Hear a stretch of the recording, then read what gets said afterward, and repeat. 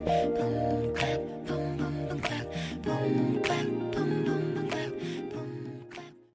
Assalamualaikum warahmatullahi wabarakatuh. Dalam video kali ini saya akan menerangkan mengenai teori komunikasi dalam konteks media massa ya.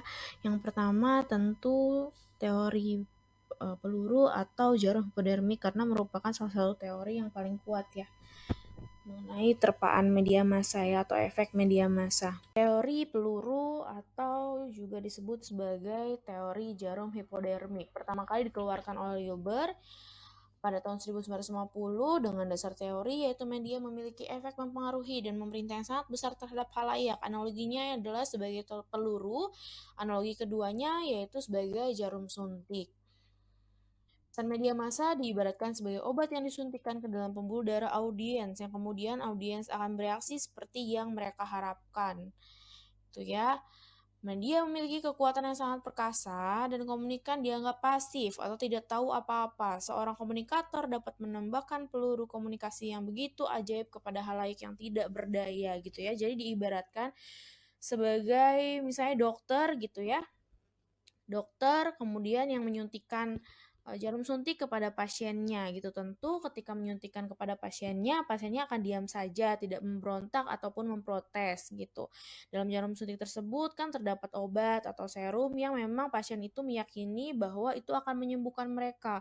Untuk itu mereka tidak melakukan apa-apa atau cenderung pasif gitu ya, tidak memprotes dan lain sebagainya gitu. Nah, ibaratkan dalam media massa ini jarum suntik itu sebagai medianya, gitu ya, media massanya. Kemudian obat ini sebagai informasinya, gitu ya. Kemudian informasi dalam media itu lalu disuntikan kepada benak khalayak dan mempercayai bahwa apa yang disampaikan oleh media adalah benar adanya. Nah, kira-kira seperti itu ya. Jadi media ini dianggap memiliki kekuatan yang besar, sedangkan khalayak ini dianggap sebagai pasif, gitu, makhluk yang pasif. Tuh. Nah, teori jarum hipodermik ini pada hakikatnya adalah model komunikasi yang searah berdasarkan anggapan bahwa komunikasi massa memiliki pengaruh langsung, segera, dan sangat menentukan terhadap audiens. Asumsinya ada dua. Yang pertama, media massa sangat ampuh dan mampu memasukkan ide-ide pada benak komunikan yang tak berdaya. Kemudian halayak yang tersebar diikat oleh media massa, tetapi di antara halayak tidak saling berhubungan gitu. Sehingga teori ini mengasumsikan bahwa media massa memiliki kekuatan yang luar biasa, sehingga halayak ini tidak mampu membendung informasi yang dilancarkannya, sedangkan halayak dianggap pasif sehingga tidak bisa bereaksi apapun, kecuali hanya menerima begitu saja semua pesan yang disampaikan oleh media. Nah, teori ini di samping mempunyai pengaruh yang sangat kuat juga mengasumsikan bahwa para pengelola media dianggap sebagai orang yang lebih pintar dibandingkan dengan halayak ya.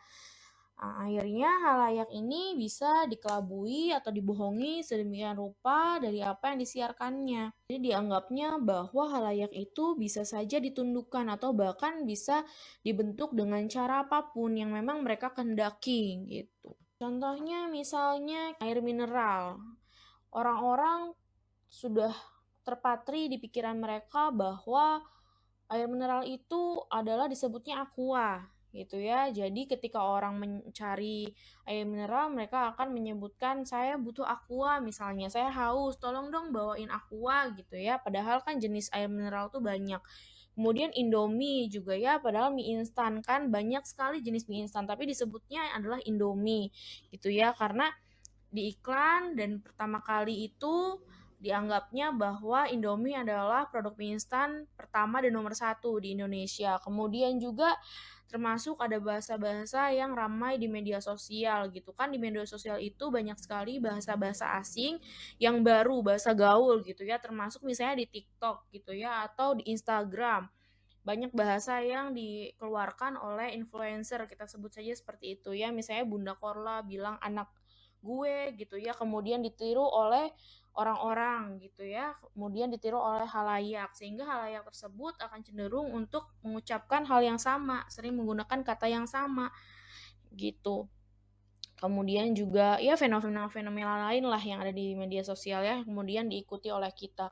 Kemudian juga adanya informasi gitu mengenai misalnya di YouTube, Tasya Farahsya misalnya influencer, sebagai influencer, mereka dia ini melakukan tutorial makeup, menggunakan makeup yang menurut dia itu baik atau bagus gitu ya, kualitinya bagus, hasilnya pun bagus. Nah, padahal secara tidak langsung mereka itu sekaligus mengiklankan. Nah, banyak khalayak yang terpengaruh gitu ya. Banyak khalayak yang mendapatkan terpaan gitu dari apa yang disampaikan oleh Tasya Farahsya, sehingga mereka cenderung mendapatkan pengetahuan mengenai tata rias termasuk juga dengan membeli produk yang sama seperti itu. Jarum hipodermik atau peluru ini memang salah satu teori komunikasi dalam konteks media massa yang menyatakan bahwa media ini memiliki pengaruh yang sangat besar dan kuat gitu ya, karena halayaknya ini bersifat pasif. Teori agenda setting, di mana gagasan yang pertama kali itu dikemukakan oleh Cohen pada tahun 60-an, kemudian dirumuskan oleh Maxwell dan Dano pada tahun 1972, di mana kedua peneliti ini meneliti fenomena dalam kampanye pemilihan umum di Amerika. Nah, berikut sosoknya ya. Media massa memang tidak dapat mempengaruhi orang untuk merubah sikap, tetapi media massa cukup berpengaruh terhadap apa yang dipikirkan oleh orang. Teori ini menggunakan sarana media massa untuk menyampaikan informasinya kepada masyarakat, itu ya, tentang apa yang memang dianggap penting. Agenda setting adalah kekuatan dari media untuk mentransfer isu agar mempengaruhi agenda publik. Halayak akan menganggap isu yang disampaikan media massa atau media sosial adalah benar-benar isu yang penting. Nah, media ini membuat orang sadar akan isu tertentu secara kognitif ya, tapi tidak mengarahkan bagaimana mereka harus berpikir atau merasa tentang isu tersebut. Nah, agenda setting ini sebenarnya menciptakan public awareness ya, atau kesadaran masyarakat dengan menekankan terhadap sebuah isu tertentu yang dianggap paling penting untuk dibaca, dilihat, dan juga dipercaya dari sebuah media massa, gitu ya. Nah, ini dikemukakan oleh Cohen bahwa pers mungkin tidak cukup berhasil menyuruh kepada orang apa yang perlu dipikirkan, tetapi sangat berhasil menyuruh pembacanya untuk memikirkan tentang sesuatu. Itu ya, memang tidak mengarahkan bagaimana orang harus berpikir atau merasa tentang isu tertentu gitu ya, tapi membuat orang sadar akan isu itu yang disampaikan oleh media adalah yang paling penting untuk kita lihat, yang paling penting untuk kita baca. Gitu ya. Ini adalah bagian dalam agenda setting. Ada 3 bagian dalam agenda setting, bagaimana agenda setting ini beroperasi. Yang pertama terkait dengan agenda media, kemudian agenda publik, kemudian agenda kebijakan, di mana terdapat juga yang namanya gatekeeper ya, atau gatekeeper maksud saya, yang mempengaruhi media. Nah, gatekeeper ini sebenarnya adalah orang yang memang menyeleksi, gitu ya, orang yang memang atau sosok yang memang krusial. Artinya saja sudah penjaga gerbang ya. Bisa termasuk eksekutif media atau misalnya kepala redaksi gitu ya, atau misalnya editor dan lain sebagainya yang memang sebagai penutup gerbang atau menyeleksi bahwa suatu berita ini atau program ini layak atau tidak untuk disampaikan oleh media ya, pesan-pesannya layak atau tidak disampaikan kepada halayak. Nah, kemudian agenda media, agenda publik, dan agenda kebijakan ini akan lebih jelas lagi diutarakan dalam sebuah dimensi agenda setting. Nah, terdapat beberapa dimensi yang dikemukakan oleh Manheim. Yang pertama terkait dengan agenda media. Nah, yang masuk ke dalam agenda media ini adalah visibility, audience silence, dan juga valence. Ya, valence ini berkaitan dengan menyenangkan atau tidak cara pemberitaan bagi suatu peristiwa tersebut. Kemudian visibility ini yakni jumlah dan tingkat menonjolnya suatu berita. Kemudian audience silence ini berkaitan dengan relevansi isi berita dengan kebutuhan halayak gitu ya. Kemudian masuk ke agenda halayak berkaitan dengan familiarity atau keakraban mengenai derajat kesadaran halayak akan sebuah topik tertentu atau isu tertentu. Kemudian personal silence berkaitan dengan relevansi kepentingan individu dengan ciri pribadi individu tersebut gitu ya. Kemudian favorability mengenai kesenangan, apakah isu tersebut bisa membuat halayak senang atau tidak senang gitu ya, untuk membahas atau melihat topik berita tersebut. Masuk ke agenda kebijakan dalam dimensi ini, yang pertama berkaitan dengan support, kegiatan menyenangkan bagi posisi berita tertentu. Ya. Yang kedua, likelihood of action. Kemungkinan kegiatan, yakni kemungkinan pemerintah melaksanakan apa yang memang diibaratkan. Kemudian freedom of action, kebebasan bertindak, yakni nilai kegiatan yang mungkin dilakukan oleh pemerintah. Gitu ya. Jadi melewati 3 tahap atau 3 dimensi, agenda media, agenda halayak, dan agenda kebijakan. Ini merupakan tahap-tahap atau bagian-bagian agenda setting ini beroperasi. Asumsi dari agenda setting ini yaitu masyarakat pers dan mass media tidak mencerminkan kenyataan. Mereka cenderung menyaring dan membentuk suatu isu. Konsentrasi media massa hanya pada beberapa masalah masyarakat untuk ditayangkan sebagai isu-isu yang lebih penting daripada isu-isu lain. Gitu ya. Jadi asumsi dari teori ini adalah media mempunyai kemampuan untuk menyeleksi, mengarahkan perhatian dari publik pada gagasan atau isu tertentu. Gitu ya. Media mengatakan pada kita apa saja yang penting dan apa saja yang tidak penting. Media pun mengatur apa yang harus kita lihat dan tokoh siapa yang harus kita dukung. Nah, teman-teman mungkin contohnya pernah melihat ya pada saat pemilihan umum, pemilihan calon presiden pada tahun 2019 itu, beberapa media akan menyiarkan mengenai calon presiden tertentu. Contohnya adalah Metro TV yang hanya akan atau lebih condong menayangkan program-program dari partai politik yang mengusung Jokowi. Kemudian juga mereka lebih cenderung untuk menayangkan program-program dan visi misi daripada Jokowi atau menayangkan mengenai sosoknya ya. Kemudian TV One akan lebih condong untuk menayangkan hal-hal mengenai Prabowo atau terkait dengan program-program dari partai dan program-program dari calon presidennya yang diusungnya gitu ya. Nah, padahal sebenarnya yang namanya media itu kan harus bersikap adil dan tidak memihak kepada siapapun ya. Tetapi hal tersebut dilakukan karena media ingin bahwa halayak itu ingin mengarahkan halayak untuk lebih fokus pada calon pasangan yang mereka dukung. Kemudian juga petayangan di Net TV gitu ya, bekerja sama dengan kepolisian yaitu pada tayangan 86. Di mana di situ kita dapat menonton bagaimana caranya polisi menghadapi orang-orang yang melakukan tindakan pelanggaran terhadap lalu lintas misalnya, atau menghadapi tindakan kejahatan yang terjadi misalnya pada saat malam hari gitu ya terhadap geng motor dan lain sebagainya. Kita bisa menonton nih bagaimana mereka menjalankan tugasnya dengan baik, bagaimana cara mereka berpakaian dengan rapi, bagaimana cara mereka mengayomi masyarakat. Nah, secara tidak langsung sebenarnya dari tayangan tersebut ini merupakan sebuah agenda dari kepolisian untuk membentuk citra kepolisian yang memang sebenar-benarnya adalah sebagai pelindung masyarakat. Kemudian di televisi nih kita tahu sendiri ada seorang tokoh pemilik dari stasiun televisi yang kemudian dia juga merupakan ketua umum dari sebuah partai politik. Ketika commercial break gitu ya, kita sering sekali melihat mars partai politiknya ditayangkan gitu ya di televisi tersebut gitu. Nah, hal itu bisa dilihat bahwa memang tayangan tersebut sudah diagendakan melewati berbagai proses agenda setting gitu ya, berbagai proses dimensi yang tadi ada agenda media, agenda publik dan agenda kebijakan ya melalui proses tersebut kemudian diterima oleh sampai kepada masyarakat gitu ya. Nah, itu untuk mencapai sebuah perhatian atau proses untuk kesadaran dari publik terhadap adanya partai politik tersebut. Nah, memang dalam agenda setting ini banyak sekali contohnya, namun memang lebih banyak digunakan pada partai politik atau pada tokoh-tokoh politik ya, atau pada saat kampanye gitu, pemilihan umum gitu ya. Namun tidak selalu berkonotasi negatif, bisa saja berkonotasi positif ya teman-teman. Karena segala sesuatu yang kita konsumsi di media sosial itu atau media massa itu mempunyai agenda dan tujuannya masing-masing.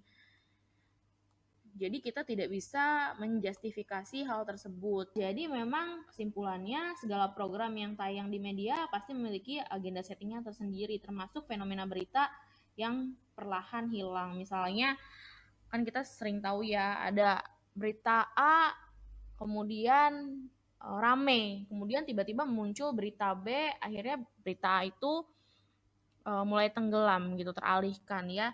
Termasuk juga misalnya ada acara-acara televisi ya teman-teman yang menayangkan talk show yang menayangkan adegan orang atau bintang tamunya berantem, biasanya artis-artis ya.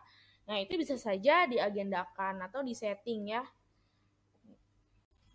Teori spiral keheningan atau spiral of silence theory merupakan salah satu teori komunikasi dalam konteks komunikasi massa mengenai hubungan antara opini publik dan juga isi pesan media. Bagaimana interaksi antara keduanya, kemudian bagaimana isi media itu mempengaruhi opini publik ataupun sebaliknya, atau memang pendapat seseorang ini lebih dipengaruhi oleh orang lain, media, ataupun memang keduanya saling mempengaruhi gitu ya. Nah, opini atau gagasan mengenai teori spiral keheningan ini pertama kali dikemukakan oleh sosiolog Jerman melalui berbagai macam studi dan penelitian bernama Elisabeth Noel ya. Nah, teori spiral kebisuan ini memang mengajukan gagasan bahwa pandangan minoritas cenderung akan menahan diri untuk mengemukakan pandangannya, sedangkan pandangan mayoritas cenderung untuk mengemukakan kepada orang lain. Nah, kemudian menyatakan bahwa media ini memang lebih memberikan perhatian pada pandangan mayoritas dibanding pandangan minoritas. Mereka yang memang berada dalam minoritas ini memang cenderung kurang tegas, lebih berhati-hati, dan cenderung diam gitu ya. Makanya mereka sering disebut sebagai kelompok yang lemah. Nah, hal ini mendorong terjadinya spiral komunikasi menuju ke bawah. Sebaliknya, kelompok mayoritas akan merasa percaya diri dengan pandangan mereka sendiri dan menyampaikannya kepada orang lain. Jika orang merasakan bahwa memang pandangannya tersebut termasuk di antara yang tidak dominan, tidak populer gitu ya, maka ia cenderung kurang berani mengekspresikannya karena adanya ketakutan akan terisolir gitu ya atau dikucilkan. Nah, proses ini terjadi dalam pola atau bentuk menyerupai spiral sedemikian rupa sehingga satu pendapat akan berakhir dengan publisitas dan popularitas tinggi, sedangkan pendapat lainnya akan berakhir dengan publisitas dan popularitas rendah. Ini gambarannya, jadi kecenderungan seseorang untuk menyatakan pendapat dan orang lainnya menjadi diam akan mengalami suatu proses spiral yang meningkatkan kedominanan suatu pendapat. Tuh. Tentunya persepsi individu dan media massa menjadi kekuatan dalam proses ini. Dalam teori spiral keheningan tentu saja kita harus membahas mengenai opini publik ya. Menurut Elisabeth, opini publik adalah sikap atau perilaku yang harus dikemukakan seseorang di depan publik jika ia tidak ingin dirinya terisolir dalam wilayah kontroversi atau perubahan. Opini publik adalah sikap yang dapat ditunjukkan seseorang tanpa bahaya isolasi terhadap dirinya. Dengan demikian, opini publik mengacu pada perasaan bersama dari suatu populasi atau suatu masalah tertentu, atau merujuk pada sentimen kolektif dari sebuah populasi terhadap subjek tertentu. Seringkali media menentukan masalah apa yang memang penting atau menarik bagi masyarakat, atau media seringkali menciptakan kontroversi terhadap suatu topik. Nah, teori spiral kebisuan ini memang mencoba menunjukkan bagaimana sih komunikasi interpersonal dan pesan yang disampaikan oleh media bekerja sama dalam mengembangkan opini publik. Nah, Elizabeth menyebutkan bahwa memang teori ini terjadi ketika orang dapat mengemukakan opininya karena merasa pandangannya mewakili pandangan yang dominan atau pandangan yang lebih populer. Sedangkan mereka yang merasa opininya tidak mewakili pandangan populer, mereka akan cenderung diam, tidak mengemukakan pandangannya daripada membicarakan atau membahas pandangannya tersebut gitu. Kemudian ada asumsi dasar mengenai teori spiral keheningan. Ada 3 ya rekan-rekan sekalian. Yang pertama, individu dengan pandangan menyimpang akan terancam terisolir dari masyarakat. Ini poin pentingnya ya, bahwa terancam terisolir gitu ya dari masyarakat gitu. Asumsi ini menyatakan bahwa memang masyarakat memiliki kekuasaan atau kendali terhadap mereka yang memiliki pandangan menyimpang atau tidak ingin menyesuaikan dirinya dengan pandangan umum gitu, atau tidak ingin menyesuaikan dirinya dengan ancaman isolasi. Bila pendapat yang dikemukakan selaras dengan opini publik yang populer, maka orang-orang tersebut atau individu tersebut akan terhindar dari yang namanya ancaman isolasi, atau ancaman terhadap isolasi tersebut akan semakin menurun. Namun sebaliknya, apabila terjadi perbedaan antara individu tersebut atau dalam pandangan tersebut dengan pandangan populer gitu ya, maka ancaman terisolasi itu akan semakin meningkat gitu ya. Ketidaknyamanan berdiri sendirian akan membuat pendapat mayoritas tampak lebih menarik daripada bersikap teguh terhadap pendirian sendiri. Spiral kesunyian ini memang tampaknya disebabkan oleh perasaan takut akan terisolir ya, atau dikucilkan dari lingkungannya. Tuh ya, ancaman akan adanya celaan, kritik dari pihak lain memang menjadi faktor yang sangat kuat dalam menjadikan seseorang tidak mengemukakan pendapatnya atau cenderung diam. Misalnya, orang yang cenderung memiliki kebiasaan merokok gitu ya, seringkali dikritik oleh orang-orang yang memang tidak suka merokok gitu, atau tidak suka dengan orang-orang yang merokok. Itu mereka akan secara aktif mengemukakan pendapatnya. Jadi kalau misalnya orang yang merokok ada berada di situ gitu ya, berada di situ gitu ya, orang yang merokok akan cenderung diam karena dia merupakan orang dalam kelompok yang minoritas gitu. Namun terdapat pula pengecualian nih. Seringkali juga memang ada kelompok atau individu yang tidak takut terisolir dan mereka akan menyatakan pendapatnya gitu, dan tidak peduli dengan resiko-resiko yang akan menimpa mereka atau ancaman terisolir atau kritikan dan lain sebagainya ya. Contohnya inovator, perintis atau penggagas ide-ide baru gitu. Mereka tidak akan merasa khawatir untuk mengemukakan pendapatnya gitu ya, walaupun idenya itu merupakan ide yang baru.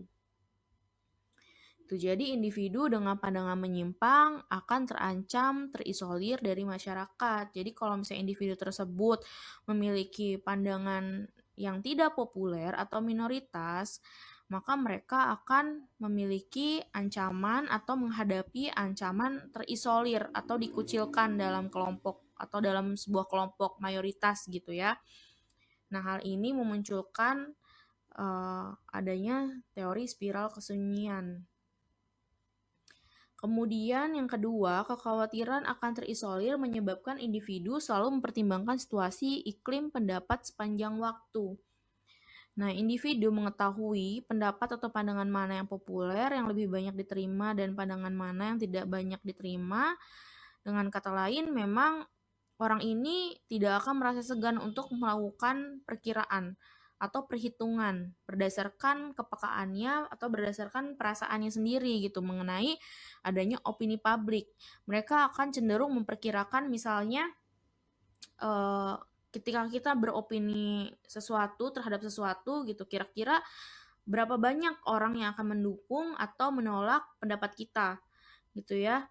Kemudian hal tersebut disebut kuasi statistik, yaitu adanya perasaan yang cukup meyakinkan dalam diri seseorang bahwa suatu pendapat atau pandangan tertentu adalah yang paling banyak mendapat dukungan atau diterima. Walaupun hal tersebut belum dapat dibuktikan secara ilmiah, jadi berkaitan dengan kepekaan atau sensitivitas gitu ya. Jadi orang itu ketika akan mengeluarkan pendapat, dia itu cenderung untuk memperkirakan atau memperhitungkan berdasarkan kepekaan atau perasaannya sendiri. Kira-kira berapa banyak sih orang yang akan menyetujui atau menerima ataupun menolak pendapat yang akan kita kemukakan gitu ya.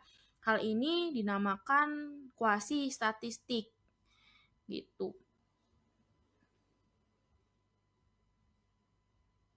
Walaupun memang tidak bisa dikemukakan secara ilmiah, tapi kita akan mempunyai pemikiran, kira-kira atau keyakinan gitu, atau perkiraan atau pertimbangan gitu, bahwa kira-kira pendapat kita ini akan mendapatkan dukungan sebanyak apa sih gitu ya. Kemudian kalau penolakan itu sebanyak apa sih gitu. Singkatnya memang orang memiliki kemampuan untuk memperkirakan kekuatan argumentasi pihak lawan. Misalnya semua rekan kita misalnya ya mendukung seorang figur tertentu gitu ya, sedangkan mereka tuh sangat mensupport, mereka sangat mengeluh-eluhkan, sedangkan kita gitu ya setelah menonton tayangan televisi memiliki pendapat yang berbeda nih rekan-rekan sekalian.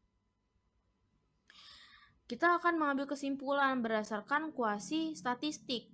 Apa yang akan kita katakan jika mereka menanyakan pendapat kita gitu? Apakah kita akan harus setuju gitu dengan pandangan mereka gitu, ataukah memang kita harus mengungkapkan pandangan kita sendiri gitu. Nah, kekhawatiran itu pasti akan muncul.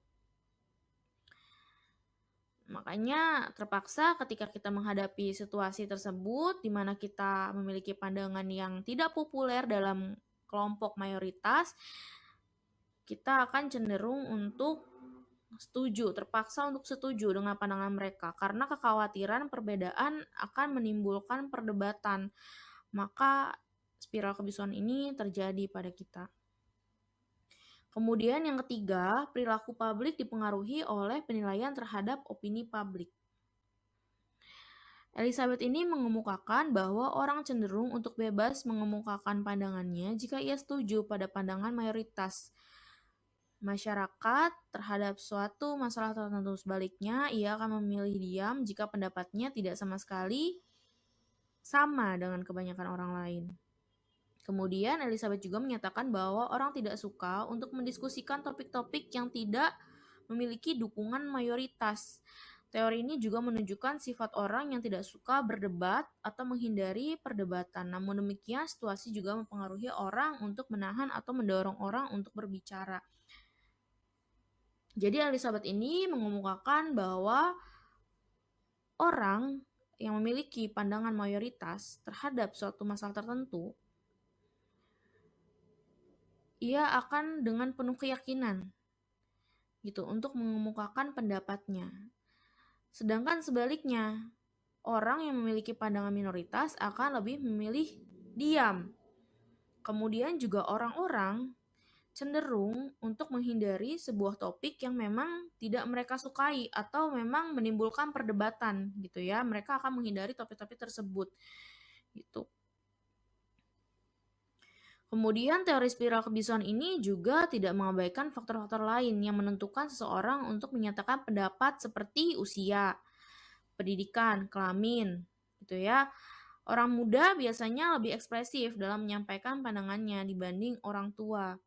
Orang terdidik akan menyampaikan pendapatnya lebih luas, sistematis dibanding orang yang tidak. Pria lebih suka mengungkapkan pendapatnya dibanding wanita. Jadi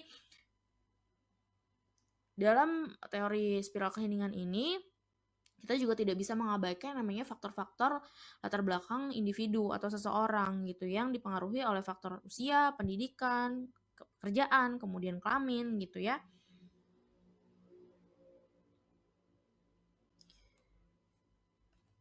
Kemudian ada beberapa peran media berhubung spiral kebisuan ini melibatkan seluruh saluran komunikasi personal dan juga komunikasi melalui media, maka media ini berfungsi menyebarkan opini publik yang menghasilkan pendapat atau pandangan dominan, sementara individu dalam hal menyampaikan pandangan akan bergantung pada pandangan yang dominan. Yang pertama, peran media ini ubiquitas ya, di mana media merupakan sumber informasi yang sangat luas karena terdapat di mana saja. Karena media terdapat di mana saja, maka media menjadi instrumen yang memang benar-benar sangat penting dan dapat diandalkan. Kemudian juga selalu bersedia ketika orang-orang membutuhkan informasi, ya.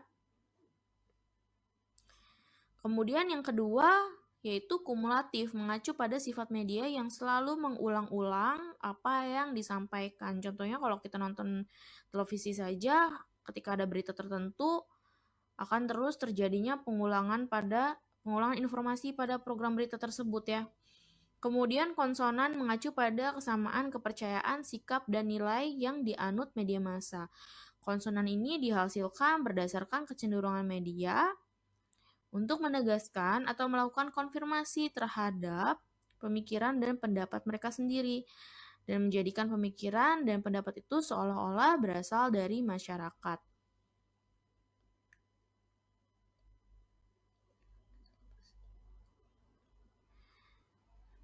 Kemudian ini ada contoh skema opini publik sebagaimana dikemukakan media pada kasus marijuana ya.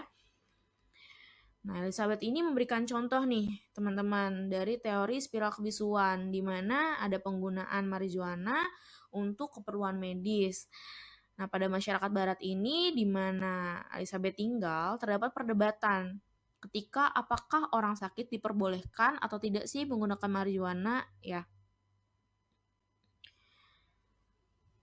Kemudian, sedangkan ya marijuana ini kan merupakan salah satu jenis narkoba ya, sebenarnya kan dilarang ya, tetapi ada juga perdebatan yang mengatakan bahwa ya boleh gitu untuk kebutuhan atau kepentingan medis.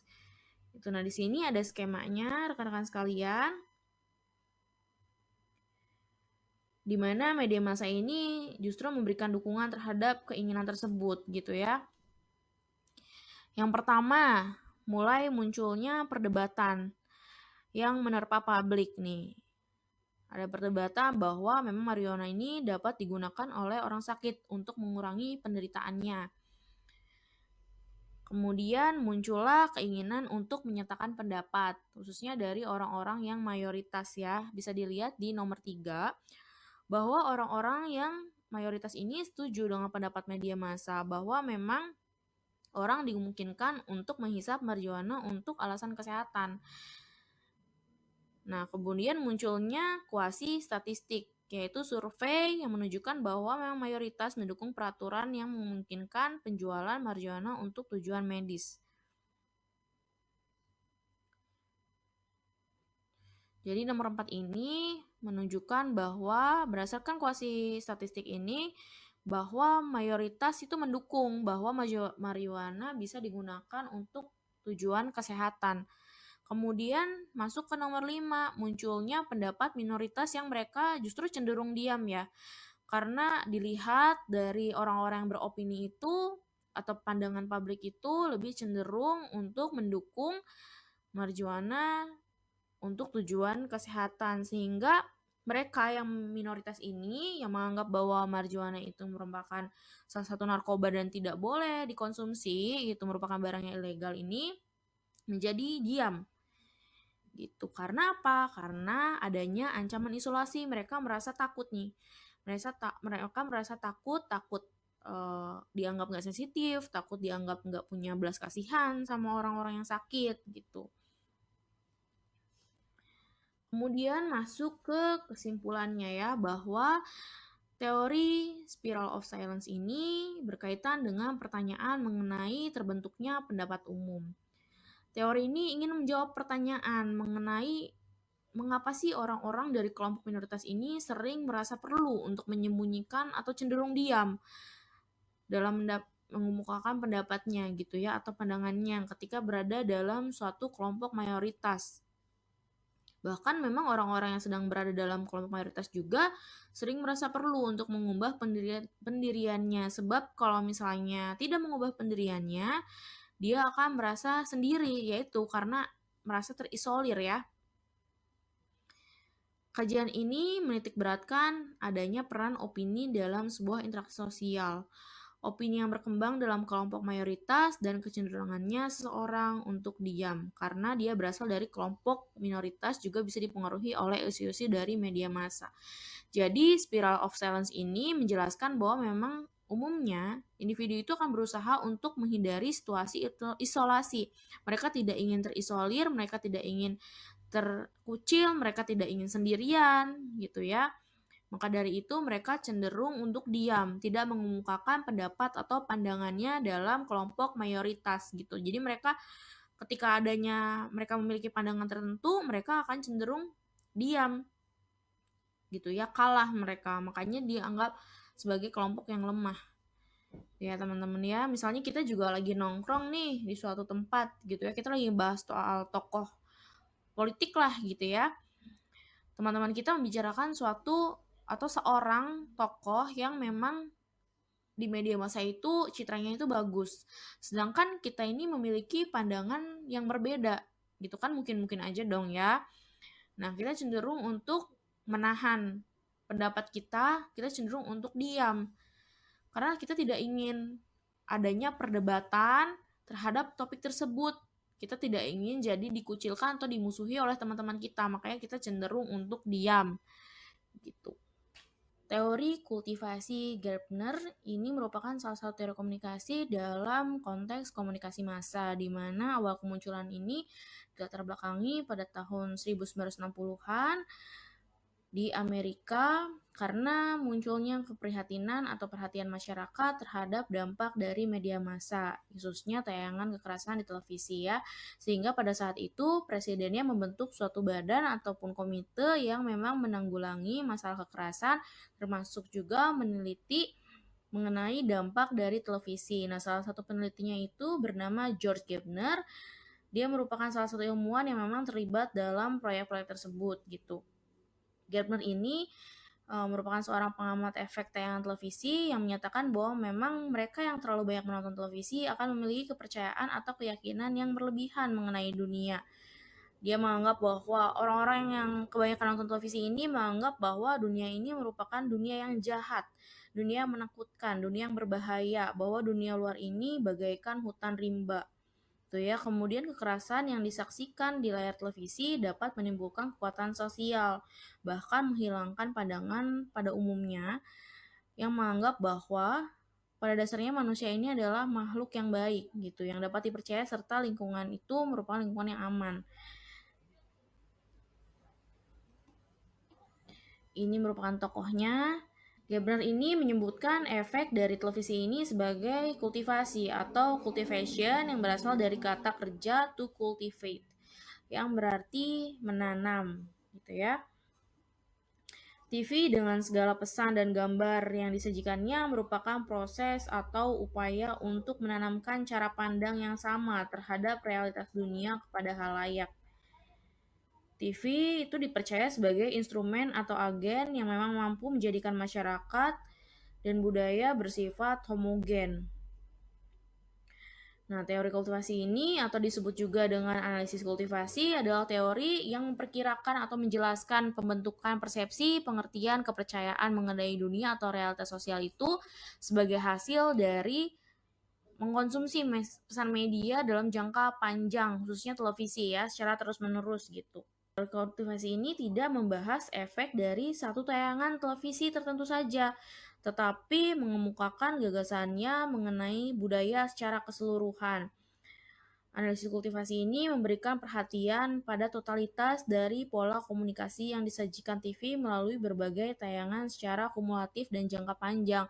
Jadi dia ini nggak bahas mengenai salah satu atau efek dari salah satu tayangan televisi saja, tetapi membahas mengenai dampak dari terpaan media, khususnya televisi, dari seluruh tayangan yang ada secara yang kita konsumsi secara terus-menerus atau secara jangka panjang ya, sehingga mempengaruhi persepsi kita atau kepercayaan kita terhadap dunia dan menganggap bahwa dunia ini sebagai dunia yang tidak aman, berbahaya, dipenuhi dengan orang-orang jahat seperti itu dan lingkungan yang tidak aman. Komunikasi massa, terutama televisi, mengkultivasi keyakinan tertentu mengenai kenyataan yang dianggap sebagai sesuatu yang umum oleh konsumen komunikasi massa. Sehingga Gardner ini mengungkapkan bahwa sebenarnya apa yang kita ketahui atau kita pikirkan kita ketahui itu sebenarnya tidak pernah kita alami sendiri secara pribadi ya. Tapi karena kita mengkonsumsi atau sebagai heavy viewers gitu ya, kita mengonsumsi tayangan televisi secara jangka panjang terus-menerus sehingga muncullah pemikiran terhadap dunia. Terdapat asumsi dari teori kultivasi yang pertama, TV ini sebagai media yang sangat berbeda. Televisi ini memiliki keunikan dan kekuatannya tersendiri, gitu ya, yang memang berbeda dari bentuk-bentuk media massa lainnya, di mana TV tersebut bisa menjangkau berbagai macam kalangan masyarakat. Kemudian juga memiliki unsur audio dan visual. Kemudian tidak memerlukan kemampuan membaca seperti media cetak. Kemudian juga tidak memerlukan namanya mobilitas. Yang kedua, TV membentuk cara masyarakat berpikir dan berinteraksi, gitu ya. Nah, analisis kultivasi tidak membahas mengenai apa yang akan dilakukan seseorang setelah ia menonton tayangan televisi. Tetapi teori ini mengemukakan bahwa menyaksikan tayangan kekerasan di TV membuat kita merasa takut. Karena tayangan kekerasan di TV mampu menanamkan gambaran dalam otak kita mengenai dunia yang jahat, dunia yang berbahaya, dunia yang tidak aman. Gitu ya, padahal sejumlah kekerasan di TV jauh lebih banyak dibanding kenyataannya gitu, dan padahal juga kita belum tentu merasakannya secara langsung ya. Kemudian pengaruh TV bersifat terbatas gitu. TV bukanlah media yang memiliki kekuatan yang besar, itu memang ya, tetapi pengaruh itu tetap ada dan juga signifikan. Gabner menyatakan bahwa teori kultivasi seperti yang tadi dibahas tidak membahas kasus tayangan tertentu akan menghasilkan perilaku tertentu, tetapi lebih tepatnya adalah menonton televisi pada umumnya akan menghasilkan pengaruh yang bersifat kumulatif dan luas dalam bagaimana kita memandang dunia. Ya. Kemudian bagaimana TV berkontribusi pada konsepsi penonton mengenai realitas sosial? Yang pertama ada mainstreaming, yang kedua ada resonansi. Nah, ini mainstreaming ini mengikuti arus utama, berarti penonton kelompok berat yang berasal dari berbagai latar belakang budaya berbeda akan mengalami yang namanya konvergensi, penyatuan atau menjadi sama atau menjadi homogen dalam hal kepercayaan mereka terhadap dunia. Proses ikut arus menjelaskan bahwa TV mampu membuat audiens menjadi homogen sedemikian rupa hingga mereka yang menjadi anggota penonton kelompok berat atau heavy viewers akan memiliki orientasi, perspektif, dan makna yang sama antara satu dan juga yang lainnya. Sehingga menghilangkan yang namanya perbedaan karakteristik budaya, suku, sosial, politik, dan lain sebagainya ya.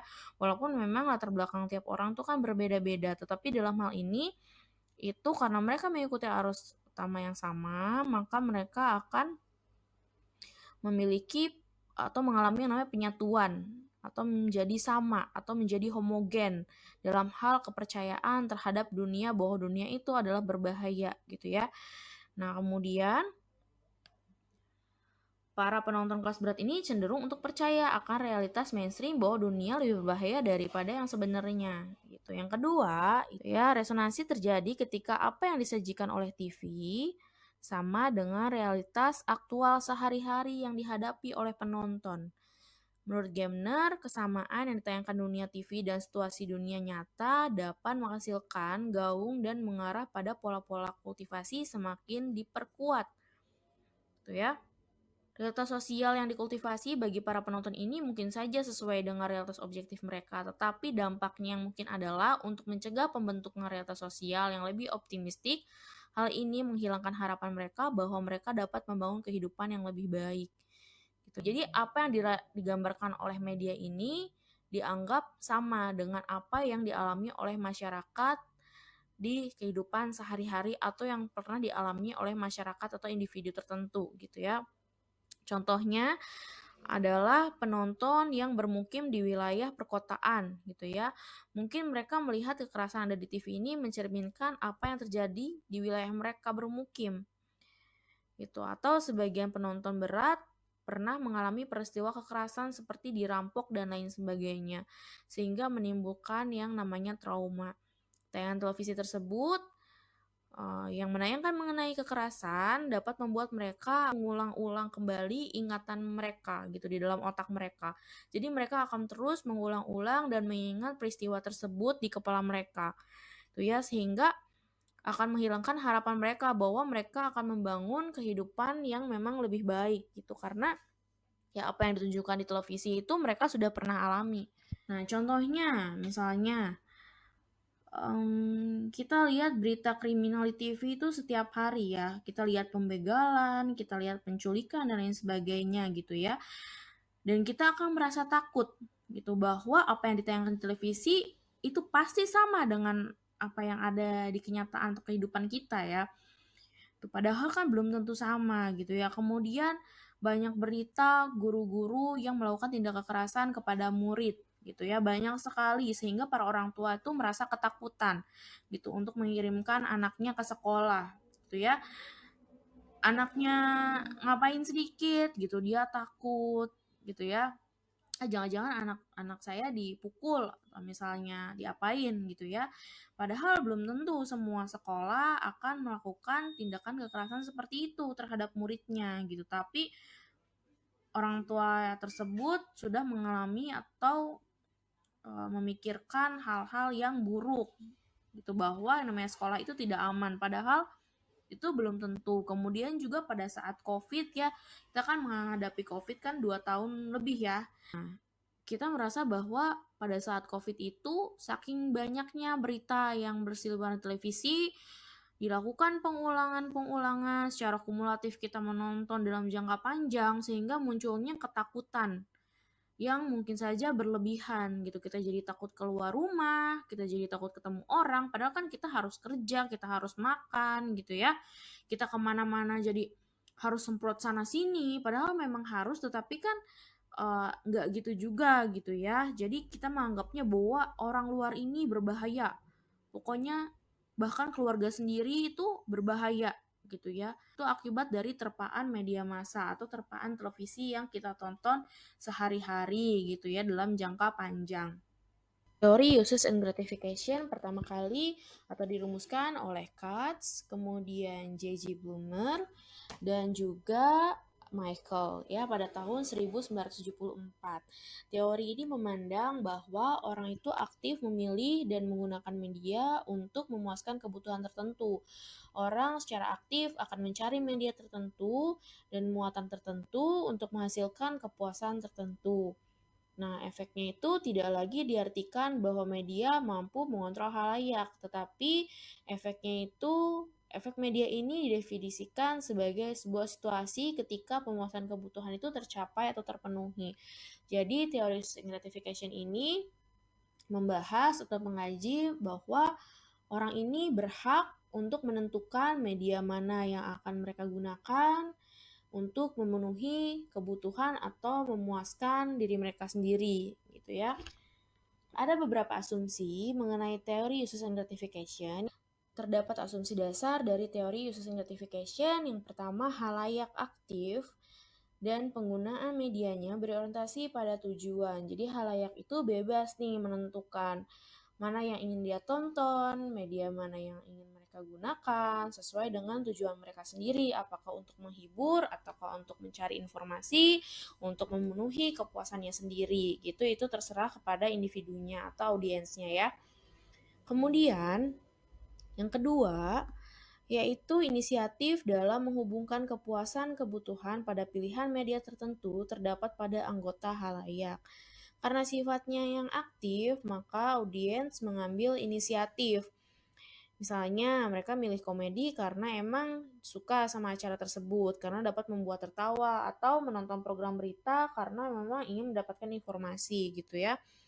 Jadi tidak ada seorang pun yang dapat menentukan apa yang ingin kita tonton terhadap isi media tersebut. Jadi semua tergantung kepada audiensnya gitu ya. Orang bisa saja mendapatkan hiburan dari nonton berita, itu bisa saja. Ataupun sebaliknya, mendapatkan informasi dari program komedi. Kesimpulannya, audiens memiliki kewenangan penuh dalam proses komunikasi massa dan menentukan media mana yang ingin mereka tonton gitu. Kemudian yang ketiga, media berkompetisi dengan sumber daya lainnya untuk kepuasan kebutuhan. Misalnya, orang pacaran lebih suka nonton di bioskop, nonton film romance misalnya atau drama gitu dibandingkan nonton acara TV gitu atau mendengarkan radio. Kemudian orang lebih suka untuk ngobrol dengan orang lain dibandingkan dengan nonton film misalnya ya. Jadi kalau misalnya individunya tidak memiliki inisiatif yang kuat, maka akan mudah dipengaruhi oleh media dan media di sini harus bisa bersaing atau berkompetisi dengan sumber daya lainnya untuk memenuhi kepuasan kebutuhan audiens gitu. Kemudian juga Yang keempat, audiens sadar sepenuhnya terhadap ketertarikan, motif, dan penggunaan media. Di sini audiens itu melakukan pilihan secara sadar terhadap media mana yang mereka memiliki ketertarikan gitu ya. Kemudian media mana yang memang akan mereka gunakan gitu. Kemudian yang kelima, penilaian mengenai nilai isi media hanya dapat dinilai oleh khalayak. Ya, isi media itu hanya dapat dinilai oleh audiensnya sendiri. Program televisi itu dianggap bermutu atau tidak, dianggap baik atau tidak, tergantung kepada audiensnya gitu. Kalau misalnya menurut kita itu bermutu, belum tentu menurut orang lain itu bermutu. Kemudian juga ada kebutuhan yang dipuaskan media. Ini berdasarkan tipe kebutuhannya dan contoh medianya. Misalnya kita memiliki kebutuhan kognitif yang berkaitan dengan pikiran ya, atau pola pikir gitu ya. Deskripsinya itu untuk memperoleh informasi, pengetahuan, dan pemahaman. Nah, contoh medianya itu bisa didapatkan dari televisi, video, dan film. Kemudian afektif berkaitan dengan emosional atau perasaan ya, atau sikap gitu. Nah, untuk kebutuhan pengalaman emosional, menyenangkan, untuk kesenangan maksudnya, kemudian untuk estetis. Contoh medianya bisa didapatkan dari film dan juga televisi. Kemudian integrasi personal.